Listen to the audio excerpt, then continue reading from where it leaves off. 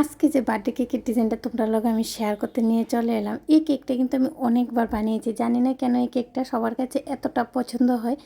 তো আমি ভিডিওটা তোমাদের সাথে শেয়ার করছি, তোমরা স্কিপ না করে দেখতে থাকো। তোমাদের কাছে কেমন লাগলো অবশ্যই কিন্তু একটু কমেন্টে জানাবে। হ্যালো ফ্রেন্ডস, আশা করি তোমরা সবাই খুব ভালো আছো, আমি অনেকটাই ভালো আছি। তোমাদের সবাইকে জানাই গুড মর্নিং। নতুন আরও একটা দিনে নতুন আরও একটা কেকের ভিডিও নিয়ে চলে এলাম আমি পিঙ্কি কেক ইন কিচেন থেকে। আশা করি আজকের কেকের ভিডিওটাও তোমাদের কাছে অনেকটাই ভালো লাগবে।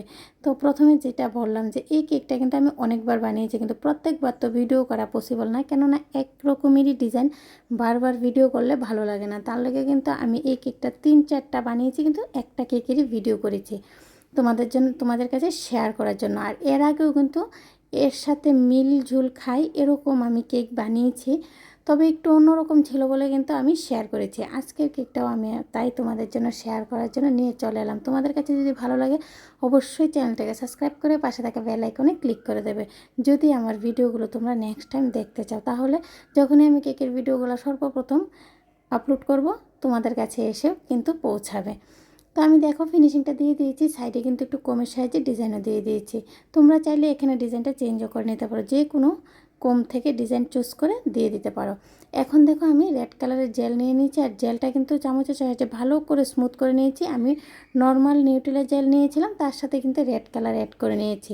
আর ভালো করে চামচের সাহায্যে স্মুথ করে নিয়েছি, তা না হলে কিন্তু ফিনিশিংটা একদমই ভালো লাগবে না, দানা দানা থেকে যাবে জেলটার মধ্যে। তার কারণে কিন্তু ভালো করে স্মুথ করে নেওয়াটা খুবই প্রয়োজনীয় একটা স্টেপ। তো আমি ভালো করে স্মুথ করে নিলাম। আর দেখো ব্যালেট নাইফের সাহায্যে আমি মিডলে একটু ডিজাইনও দিয়ে দিচ্ছি। তো আবার আমার মনে হয়েছে যে না, ডিজাইনটা আমি তুলে ফেলবো, তা আমি আবার তুলে ফেলেছি। মনে যা চাই তাই করি। এই কেকটা কিন্তু আমি বার্থডে ওকেশনের জন্য বানিয়েছিলাম, আর ডিজাইনটা আমাকে দেওয়া ছিল। তো আমি ভাবলাম অনেক সময় আমি এরকম করি যে আমার মনে যদি চাই যে এই জায়গাটা একটু অন্যরকম করে দেবো, আমি করে দিই। আর আমার এরকম কোনো দিনও হয়নি যে আমি ডিজাইনটা দিয়েছি আর কেউ পছন্দ করেনি, খুবই পছন্দ করে।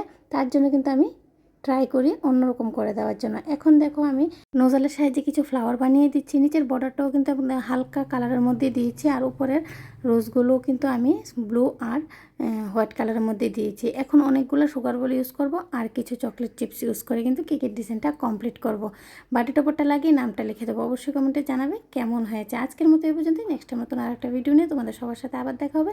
সবাই খুব ভালো থেকো, সুস্থ থেকো, আর অনেক আনন্দে থেকো। আজকের মতো এই পর্যন্তই। রাধে রাধে ফ্রেন্ডস।